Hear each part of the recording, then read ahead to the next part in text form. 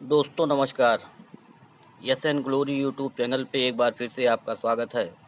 आज हम चर्चा करेंगे डीएलएड द्वितीय सेमेस्टर के लिए जो प्रोजेक्ट फाइल बनानी है उसके संबंध में।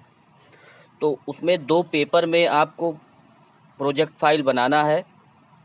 जो पहला वाला है वो वर्तमान भारतीय समाज एवं प्रारंभिक शिक्षा में 3 बनाना है और उसके बाद हिंदी में 3 बनाना है।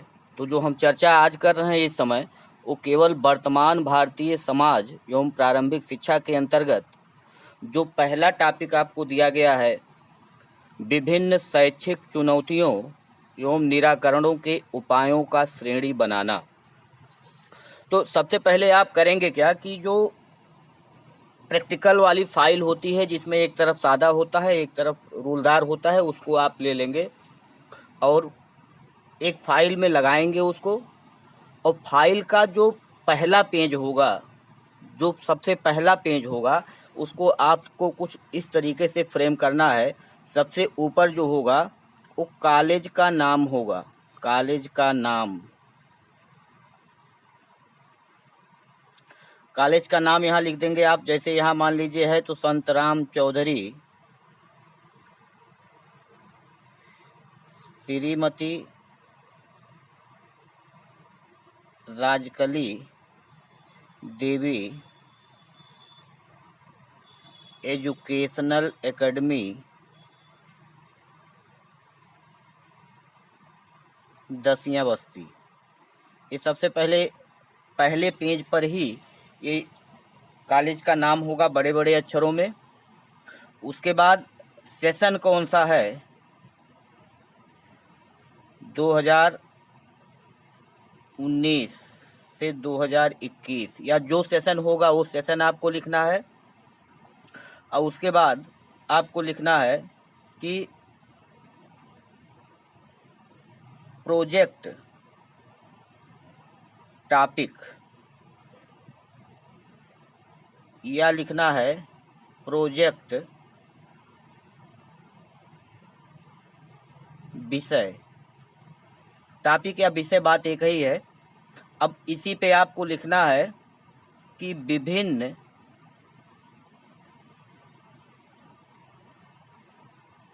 शैक्षिक चुनौतियों एवं निराकरणों के उपायों का श्रेणी बनाना। ये चीज हो जाएगा। उसके बाद आप लिखेंगे कि डीएलएड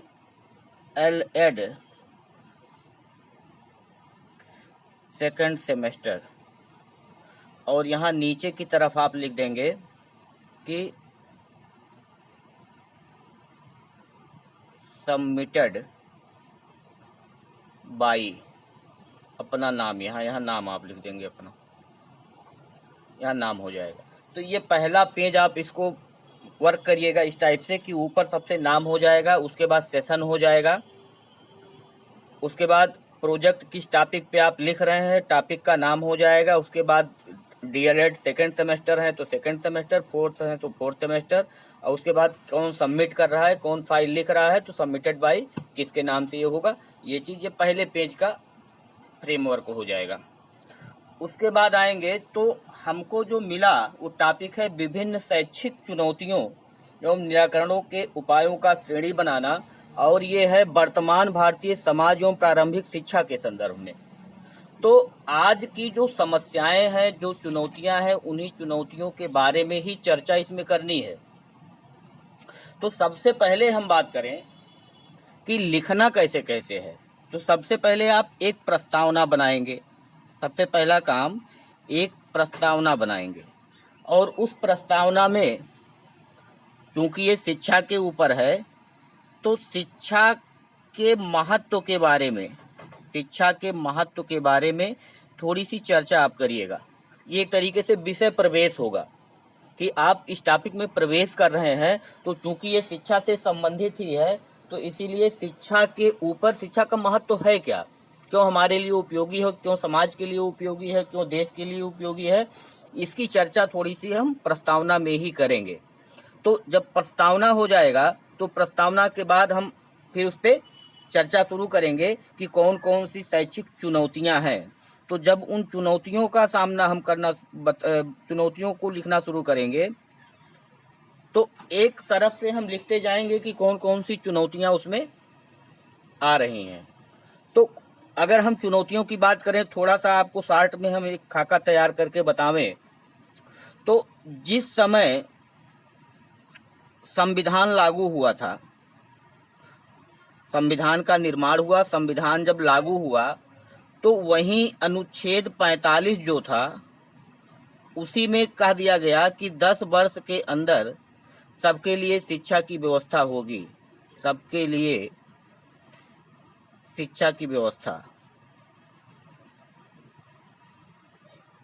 होगी। सन 1947 में देश आजाद हुआ, सन 1950 ईस्वी में संविधान लागू हो गया और 10 वर्ष यानी कि लागू होने के 10 वर्ष के अंदर यानी 1950 तक 1960 तक यह हमको मिल जाना चाहिए था कि सबके लिए शिक्षा का जो अधिकार है उसकी व्यवस्था लागू हो जानी चाहिए थी संवैधानिक रूप से। लेकिन लागू ये कब हुआ? आरटीई एक्ट आया 2009 में, शिक्षा का अधिकार अधिनियम आया 2009 में, और यह भी केवल और केवल जो सरकारी तंत्र के ऊपर भरोसा करके ही देश और प्रदेश समाज रह गया। सरकारी तंत्र पर भरोसा करने का मतलब कि सरकार की नीतियों के ऊपर ही भरोसा है, बाकी ना तो इसमें कहीं माता पिता अभिभावक का सहयोग दिख रहा है, ना तो कहीं स्वयंसेवी और सामाजिक संगठनों का कोई सहयोग दिख रहा है, ना तो कोई जन भागीदारी दिख रही है। और जब तक सबका संपूर्ण रूप से सहयोग इसमें प्राप्त नहीं होगा तब तक सबके लिए जो शिक्षा की व्यवस्था है वह हो पाना कठिन कार्य है। इसके कई कारण हैं, तमाम कारण हैं, आगे भी चर्चा होगी। तो सबके लिए जो शिक्षा की व्यवस्था है वो संवैधानिक रूप से हमको 10 वर्ष के अंदर मिल जानी चाहिए थी, लेकिन अभी तक भी शिक्षा का अधिकार अधिनियम 2009 लागू हुआ, 2009-10 में लागू हुआ और अभी तक भी सबके लिए शिक्षा की व्यवस्था नहीं हो पाई है। और साक्षर और शिक्षित के बीच का जो अंतर है वह हमको समझना होगा कि केवल साक्षरता बढ़ाने से ही हम सुदृढ़ नहीं होंगे, हम संपन्न नहीं होंगे। हमको कहीं ना कहीं शिक्षित होना ही है, और जब तक हम शिक्षित नहीं होंगे तब तक जो आज की सामाजिक व्यवस्था है, जो आज का सामाजिक परिवेश है, उस परिवेश में हम कहीं से भी सेट नहीं हो पाएंगे और उसमें हम अपने आप का समायोजन नहीं कर पाएंगे। तो सबसे पहले हम संविधान के ऊपर ही चर्चा कर लेंगे कि चुनौतियां जो थीं वो सबके लिए शिक्षा, और सबके लिए शिक्षा की व्यवस्था तो हम संविधान में ही पाए, लेकिन आज तक उसकी व्यवस्था नहीं हो पाई। ये सबसे बड़ी चुनौती आज भी बनी हुई है। तो सबसे पहला यही हो गया। अगर हम दूसरा बात करें तो ये पहला हो गया। अगर दूसरा हम चर्चा करें तो आज हम देख रहे हैं कि जो नामांकन हो रहा है उसमें हम संख्या बढ़ाने के चक्कर में परेशान हैं, जबकि होना क्या चाहिए कि न्यूनतम अधिगम स्तर पर ध्यान देना चाहिए। देखिए, हम चुनौतियां और उसको दूर करने के उपाय साथ साथ लेके चल रहे हैं, लेकिन अगर आप बनाइएगा तो दोनों अलग अलग करके बनाइएगा। हम केवल समझा रहे हैं कि आप केवल चुनौतियां नामांकन संख्या में वृद्धि को लेकर ही सरकार भी परेशान है और जो प्राइवेट सेक्टर वाले विद्यालय हैं वो भी परेशान है। केवल नामांकन संख्या में वृद्धि करना चाहते हैं और उसमें जो शिक्षण अधिगम का स्तर है उस स्तर पर कोई ध्यान नहीं देता है। तो जब आप इसको दूर करने के उपाय भी बताएंगे कि कैसे दूर किया जाएगा इनको, तो हम केवल समस्या बता दे रहे हैं, उसका समाधान भी बता दे रहे हैं, आप अलग अलग करके इसको अपने हिसाब से नोट करिएगा। तो आज की जो व्यवस्था है उसमें केवल नामांकन संख्या बढ़ाने पे ही विशेष ध्यान दिया जा रहा है कि ज़्यादा से ज़्यादा लोगों तक हम शिक्षा पहुंचा दें, लेकिन वह किस प्रकार की हो, गुणवत्ता उसकी किस प्रकार की हो, इस पे कोई ध्यान नहीं दिया जा रहा है। तो संख्या बढ़ाने के बजाय अगर हम न्यूनतम अधिगम स्तर यानी MLL minimum level of learning पर ध्यान दें, कक्षा 1 के बच्चे को क्या आना चाहिए, कक्षा 2 के बच्चे को क्या आना चाहिए, 3 के बच्चे को क्या आना चाहिए, 4 के बच्चे को क्या आना चाहिए, 5 के बच्चे को क्या आना चाहिए, यही जो आना चाहिए उसको, तो फिर सिलेबस में क्या है इससे मतलब नहीं है। 3 का बच्चा क्या क्या जानकारी उसको रहना चाहिए, 4 के बच्चे को क्या जानकारी रहना चाहिए, यही MLL है, मिनिमम लेवल ऑफ लर्निंग, और यही न्यूनतम अधिगम स्तर है। उसके उस पाठ्यक्रम से कोई मतलब नहीं है, उतना उसको आना चाहिए और ध्यान इस पे दिया जाना चाहिए, और यही गुणवत्ता है। लेकिन हम केवल नामांकन संख्या बढ़ाने के पीछे ही भाग रहे हैं, और यह एक चुनौती है हमारे लिए। अगर हम तीसरी बात करें, तीसरे पॉइंट पे बात करें, तो समान गुणवत्ता वाली शिक्षा, समान गुणवत्ता वाली शिक्षा का अभाव, समान गुणवत्ता वाली शिक्षा का अभाव का मतलब अगर आप देखेंगे तो यहाँ पर जो शिक्षा व्यवस्था है वो सरकारी और प्राइवेट दो तरीके की है। सरकारी और प्राइवेट विद्यालयों की अगर तुलना करेंगे तो उसमें आपको बहुत सारी असमानताएं नजर आएंगी, और अगर गुणवत्ता की बात करेंगे तो दोनों के गुणवत्ता में भी आपको फर्क दिखाई देगा। और अगर दोनों के गुणवत्ता में फर्क दिखाई दे रहा है तो इसका मतलब कि समान गुणवत्ता वाली शिक्षा का अभाव हमारे देश में अभी भी बना हुआ है। और इससे निपटने के क्या उपाय हम कर सकते हैं, इस उपायों की चर्चा आपको करनी है कि समान गुणवत्ता वाली जो शिक्षा का अभाव है उसका हम निराकरण कैसे कर सकते हैं। तो यह एक चुनौती है कि समान गुणवत्ता वाली शिक्षा, जिसके पास पैसा है वह शिक्षा खरीद रहा है, और जिसके पास पैसा नहीं है वह शिक्षा से वंचित हो जा रहा है। तो उन वंचितों तक उसी प्रकार की गुणवत्ता की शिक्षा को कैसे पहुंचाया जाए, इसकी चर्चा उपाय में करनी है आपको। अगर आगे बात करें तो चौथा पॉइंट हम कह सकते हैं कि शिक्षा में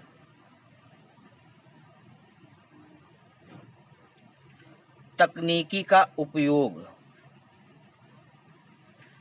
शिक्षा में जो तकनीकी का उपयोग हो रहा है यह भी एक प्रकार की चुनौती है। यह आज के परिदृश्य में अगर देखा जाए तो इतनी बड़ी संख्या में छात्रों तक इसको पहुंचाना है तो यह अच्छा हो सकता है, लेकिन कितना भी अच्छा हो, शिक्षा में तकनीकी का प्रयोग करना कितना भी अच्छा हो, लेकिन यह कभी भी एक शिक्षक का स्थान नहीं ले सकता है। यानी कि बिना शिक्षक के ही अगर आप इस तकनीकी के प्रयोग के माध्यम से शिक्षा पहुंचाना चाहते हैं तो यह कार्य असंभव है। और अगर हम ऐसा करना चाह रहे हैं तो कहीं ना कहीं यह ठीक नहीं है।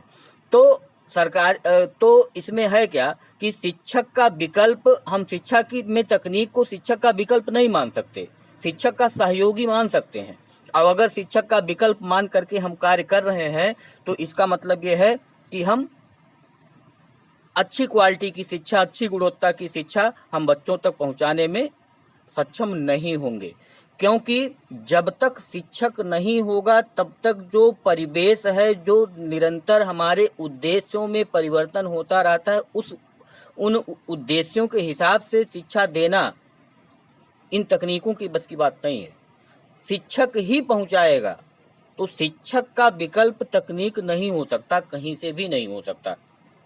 अगर हम अगले पॉइंट की बात करें तो सरकारी जो अध्यापक हैं उनको जो अन्य कार्य में लगा दिया जाता है। आप देखे होंगे कि जनगणना, मतगणना और तमाम सारे कार्य जो है वो सरकारी जो अध्यापक हैं वही करते हैं, और उस समय जब ये कार्य करते हैं तो वो पठन पाठन कार्य से दूरी बनाए रहते हैं। तो उनका कार्य तो बच्चों को पढ़ाना है, लेकिन उनको अतिरिक्त कार्यों में लगा दिया जाता है, जिससे शिक्षा की निरंतरता और गुणवत्ता प्रभावित होती है। तो यह भी एक हमारे सामने अभी चुनौती बनी हुई है कि बिना सरकारी अध्यापकों के कार्य किए हम कोई भी जो गणना है नहीं कर पाते हैं, उन्हीं को ही लगाया जाता है। तो इस कार्य से उनको अलग किया जाए। अगला पॉइंट अगर हम बात करें तो जो आज का समाज है, यानी अगर हम कहें कि नया समाज जो है, इस नए समाज में जो हमारे शाश्वत मूल्य हैं, जो हमारे शाश्वत मूल्य हैं उसमें अवमूल्यन हो रहा है। पहला बात, प्रतिस्पर्धा बढ़ी है, असहयोग की भावना लोगों में कूट कूट कर भर रही है, भौतिकवादी लोग हो गए हैं और नैतिक मूल्यों का पतन हो रहा है। देखिए, आज का जो समाज है उसमें जो शाश्वत मूल्य हमारे हैं, ईमानदारी है, कर्तव्य निष्ठा है, तो तमाम जो हमारे मूल्य हैं, सच्चाई है, अहिंसा है, तो हमारे जो शाश्वत मूल्य हैं उन मूल्यों में गिरावट आ रही है, अवमूल्यन हो रहा है। और प्रतिस्पर्धा हम एक दूसरे से लगातार करते चले जा रहे हैं, केवल भौतिकता के क्षेत्र में। एक दूसरे का सहयोग की कोई भावना हमारे अंदर नहीं है, नैतिक मूल्यों का पतन हो रहा है, समाज में भ्रष्टाचार बढ़ रहा है, तमाम सारी विसंगतियां जो हैं वो समाज में आ रही हैं। और इसका कहीं ना कहीं जो कारण है आज की शिक्षा व्यवस्था ही है। शिक्षा व्यवस्था इसलिए है कि बच्चों में हम उन मूल्यों का विकास, हम उनको एक अच्छा अध्यापक बना दे रहे हैं, एक अच्छा वकील तो बना दे रहे हैं, एक अच्छा इंजीनियर बना दे रहे हैं, लेकिन एक अच्छा मानव हम उनमें नहीं उनको बना पा रहे हैं, क्योंकि वो जो सामाजिक मूल्य है, सामाजिक जो उनके अंदर गुण होने चाहिए, सामाजिक जो विशेषताएं होनी चाहिए, वो उनके अंदर हम डेवलप नहीं कर पा रहे हैं। अच्छा पढ़ने लिखने में अच्छा है, बहुत तेज है, नंबर बहुत आता है, हमेशा टॉप करते हैं, लेकिन उनमें जो गुण होने चाहिए, जो आपसी भाईचारे की जो भावना होनी चाहिए, जो नैतिक मूल्य उनके अंदर होने चाहिए, उन मूल्यों का हम उनके अंदर कोई भी प्रसार नहीं कर पा रहे हैं। और यह भी हमारे जो शिक्षा की एक चुनौती है कि उन मूल्यों का और उन जो ये भावना है, जो ये भौतिकवादी प्रवृत्ति है, इसको दूर करने के लिए कहीं ना कहीं शिक्षा के जो पाठ्यक्रम है उसमें परिवर्तन हमको करना पड़ेगा। उसके बाद अगर हम देखें तो अगले पॉइंट पे हम कह सकते हैं कि जो ये शिक्षा है ये मात्र आज डिग्री प्रदान करने का एक साधन बना दिया गया है।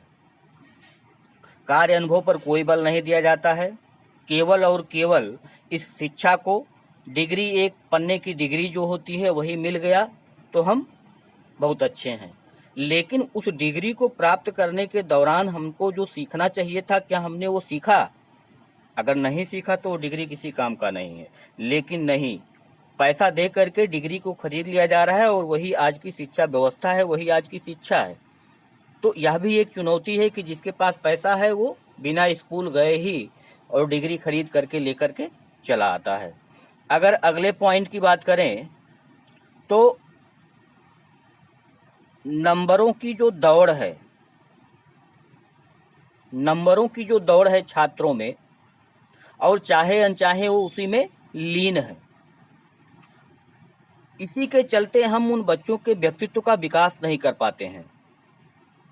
केवल उनको होता क्या है, रटे रहो, नंबर अच्छा लाना है और केवल रटना है और नंबर अच्छा लाना है। और इसके चलते हम उनके जो व्यक्तित्व हैं उनको विकसित नहीं कर पाते हैं। और व्यक्तित्व का विकास ना होने का मतलब है कि उस व्यक्तित्व के समायोजन में जो जो गुण होने चाहिए, समायोजन के में जो जो गुण होने चाहिए, उन गुणों का विकास हम उनके अंदर नहीं कर पा रहे हैं। और अगर उन गुणों का विकास हम उनके अंदर नहीं कर पा रहे हैं तो इसका मतलब ये है कि वो भविष्य में निराशा, हताशा और कुंठा के शिकार हो जाएंगे, क्योंकि उनके व्यक्तित्व का विकास हुआ नहीं है और कोई भी समस्या उनके सामने आने पर वो कुंठित हो जाएंगे, हताश हो जाएंगे, निराश हो जाएंगे और इस प्रकार उनमें अपराधी प्रवृत्तियों को का जन्म होगा और जिससे वो उनका जो दैनिक जीवन होगा वो तबाह हो जाएगा। तो परीक्षा में नंबरों की दौड़ में हम इतने ज़्यादा अंधे हो गए हैं कि उन बच्चों का व्यक्तित्व का विकास हम नहीं कर पा रहे हैं और जिससे उनका जो भावी जीवन है, जो भविष्य है, वो अंधकारमय होता चला जा रहा है और यह भी एक चुनौती हमारे सामने बनी हुई है। अगले पॉइंट की अगर चर्चा हम करें तो अगला पॉइंट कह सकते हैं कि रटने पर बल ना दे करके,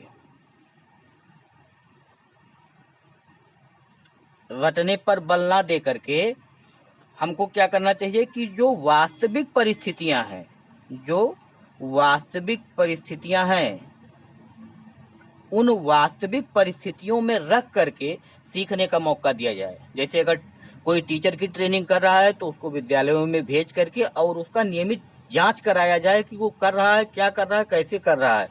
अगर कोई पॉलिटेक्निक कर रहा है तो उसको किसी कारखाने में भेज करके, किसी फैक्ट्री में भेज करके और नियमित रूप से उस पर ये जांच करवाया जाए कि वो कर रहा है अच्छे से कि नहीं कर रहा है। कोई डॉक्टरी पढ़ रहा है तो उसको किसी अस्पताल में रख करके उसका अप्रेंटिस कराया जाए। तो ये जो है वास्तविक परिस्थितियों में रख करके और उसको उससे संबंधित जो है शिक्षा व्यवहारिक रूप से दी जाए, ना कि उसको रटने पर बल दिया जाए। और आज की जो व्यवस्था है वो केवल नंबरों की दौड़ में रह करके लोग रटने पर ही बल दे रहे हैं, वास्तविक परिस्थितियों से परिचित नहीं हो पा रहे हैं। उसके बाद अगर हम कहें तो कमजोर आर्थिक स्थिति, कमजोर आर्थिक स्थिति, ये भारत का जो समाज है, भारत में जो गांव के लोग हैं वो अभी भी गरीबी में जी रहे हैं और गरीबी में जीने के कारण ही वो बच्चों को, भले ही शिक्षा का अधिकार अधिनियम लागू हो गया है, लेकिन आप देखेंगे कि छोटे छोटे बच्चे भी कारखानों में काम करते मिल जाएंगे, मिठाई चाय की दुकान पे काम करते मिल जाएंगे और इसका मेन सबसे मुख्य कारण है जागरूकता की कमी और गरीबी। तो यह तो हमारे लिए एक महत्वपूर्ण बिंदु है कि उन बच्चों के लिए जो हो सकता है भविष्य में हमारे इस देश के कर्णधार बने, लेकिन वो जब उस कंडीशन में जा रहे हैं कि किसी मिठाई, किसी चाय की दुकान पे, किसी कारखाने में जा करके और अपना जीवन बर्बाद कर रहे हैं, तो वहाँ ऐसा नहीं होना चाहिए। और या इसका कारण एक कमजोर आर्थिक स्थिति ही है। जब बच्चे के परिवार के का जो अभिभावक होता है उसको लगता है कि हम इसको पढ़ा के क्या करेंगे, अगर इसको किसी चाय की दुकान पे कर देंगे तो 1000 रुपया, 500 रुपया लेकर महीने में आएगा और उससे घर का कुछ खर्चा चलेगा। और उसको यह जागरूकता नहीं है, उसको यह समझ नहीं है कि अगर हम किसी तरीके से मेहनत मजदूरी करके और बच्चों को पढ़ा दिया तो हो सकता है कि भविष्य में यही कोई अच्छा अफसर बन जाए और जिससे हमारे पूरे घर का भविष्य सुधर जाएगा। तो यह जागरूकता उसके अंदर नहीं है। ये जागरूकता हमको फैलानी होगी। ये हमारे सामने चुनौती है कि वहाँ तक हम इस बात को, इस जागरूकता को कैसे पहुँचाएं। तो यह भी एक चुनौती है कमजोर आर्थिक स्थिति के रूप में।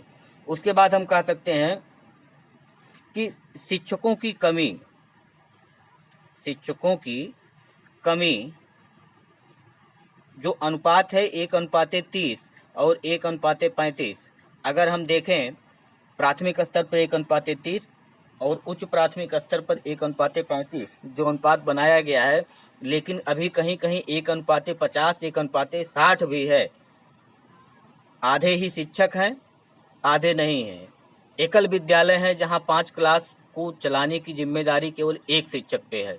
तो वो किस प्रकार की गुणवत्ता का ख्याल रख करके उन बच्चों को शिक्षा दे पाएगा, यह भी एक चुनौती बनी हुई है। तो ये भी एक हमारे सामने चुनौती है और इसको दूर करने के उपाय हैं, शिक्षकों की भर्ती की जाए। उसके बाद अगर हम देखेंगे अगला पॉइंट, तो जो शिक्षा का व्यवसायीकरण कर दिया गया, शिक्षा का व्यवसायीकरण, शिक्षा का व्यवसायीकरण जो कर दिया गया कि कोई भी आया एक कमरे का घर लिया, एक कमरे का मकान हुआ, 2 कमरे का हुआ, उसी में विद्यालय खोल दिया, विद्यालय चल रहा है, वो पढ़ा रहे हैं, क्या पढ़ा रहे हैं, कोई जिम्मेदारी, कोई जवाबदेही उनकी नहीं है। केवल है क्या कि उनका अपना खर्चा किसी तरीके से नहीं चल रहा था, जो अब चल रहा है। केवल विद्यालय खोल करके वो अपना खर्चा चलाने के लिए विद्यालय खोले। अब जवाबदेही के नाम पे वो कौन सी बुक चला रहे हैं, कौन सी भाषा पढ़ा रहे हैं, हिंदी मीडियम है, अंग्रेजी मीडियम है, मान्यता है कि नहीं है, उसमें जो शिक्षक हैं वो प्रशिक्षित हैं कि नहीं है, कितने अध्यापक हैं, कितने बच्चे हैं, इससे कोई मतलब नहीं, उनकी कोई जवाबदेही नहीं है। तो इस सबको जो भी शिक्षा से जुड़े उनकी जवाबदेही होनी चाहिए और उनका पूरा डाटा सरकार के पास तक पहुंचना चाहिए। तो यह भी एक चुनौती बनी हुई है। उसके बाद अगर बात करें हम उच्च शिक्षा की अगर बात करें तो जो 2020 का रैंकिंग आया है, उसमें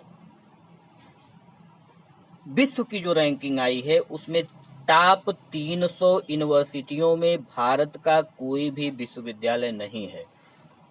यानी कि जो ऊपर से 300 विश्वविद्यालय होंगे पूरे विश्व के, उसमें भारत का कोई भी विश्वविद्यालय नहीं है, कोई यूनिवर्सिटी नहीं है। अब आप अपने भारत के विश्वविद्यालयों के जो शिक्षा व्यवस्था है, उसकी जो गुणवत्ता है, उसके संदर्भ में आप अनुमान लगा सकते हैं। केवल हम कर क्या रहे हैं, किसी तरीके से साक्षरता दर बढ़ जाए। साक्षरता दर बढ़ाने से रोजगार नहीं मिलेगा बच्चों को, और बच्चों को रोजगार नहीं मिलेगा तो शिक्षा का कोई मतलब नहीं है। जब वो अपने भावी जीवन में उस शिक्षा का कोई उपयोग नहीं कर पाएंगे तो ऐसी शिक्षा व्यवस्था नहीं चाहिए। और इस गुणवत्ता का अभाव भारत की शिक्षा व्यवस्था में देखने को मिल रही है। धीरे धीरे पहले टॉप 100 में नहीं था, फिर टॉप 200, टॉप 300, अब लगातार अब की बार टॉप 300 में भारत का कोई विश्वविद्यालय नहीं है। तो इसका मतलब कि भारत में जो उच्च शिक्षा है उसकी गुणवत्ता में जो है वह कमी देखने को बराबर मिल रही है, और वह कमी निरंतर और होती जा रही है। और इसका कारण आप देख सकते हैं कि जो विश्वविद्यालय, जो डिग्री कॉलेज हैं, डिग्री कॉलेज खोला जा रहा है, अनुमोदन टीचरों का कराया जा रहा है, सस्ते टीचरों को ला करके बच्चों को शिक्षा दी जा रही है। जिसके पास कोई डिग्री नहीं है, BA MA पास है, उनको लाया गया, उनको कहा गया कि हमारे बच्चों को कुछ आप पढ़ा दीजिए, किसी तरीके से संभाले रहिए, 5,000, 6,000, 8,000 रुपया दे करके, और उनसे किसी तरीके से वो बच्चों को संभाल रहे हैं, केवल पढ़ा रहे हैं। तो क्या पढ़ा रहे हैं ये वही जानते होंगे, लेकिन केवल और केवल शिक्षा व्यवस्था किसी तरीके से उनकी चले, उनका जो दुकान है वो किसी तरीके से चले। और अगर ऐसी स्थिति उच्च शिक्षा में है कि जिसके बाद बच्चा निकल करके और अपने रोजगार की तरफ उन्मुख होगा, जबकि जो उच्च शिक्षा है वह रोजगार परक होना चाहिए कि किस तरीके की शिक्षा व्यवस्था बनाई जाए जिससे बच्चा यहाँ से निकल करके और रोजगार की तरफ उन्मुख हो सके। लेकिन वहाँ पे ऐसी शिक्षा व्यवस्था बना दी गई है प्राइवेट संस्थानों के द्वारा कि जहाँ पे शिक्षा के नाम पे केवल वसूली है। और अगर सरकारी विद्यालयों की बात करेंगे, सरकारी कॉलेजों की बात करेंगे, तो वहाँ पे टीचर ही नहीं है, पढ़ाएगा कौन? विषय है, टीचर ही नहीं है। बच्चे एडमिशन कराते हैं तो पता चलता है कि वहाँ टीचर ही नहीं है। तो इस तरीके की जो उच्च शिक्षा की व्यवस्था है वो निश्चित रूप से गुणवत्ता को प्रभावित कर रही है। तो हमको उस गुणवत्ता पे ध्यान देना होगा, वह भी हमारे सामने एक चुनौती बनी हुई है। अब फिर अगले वीडियो में हम इसको आगे बढ़ा रहे हैं, 13 पॉइंट तक उच्च शिक्षा तक हम इसको आपको बता दिए। अब अगले वीडियो में हम इसको आगे बढ़ा रहे हैं। इसमें इतना ही।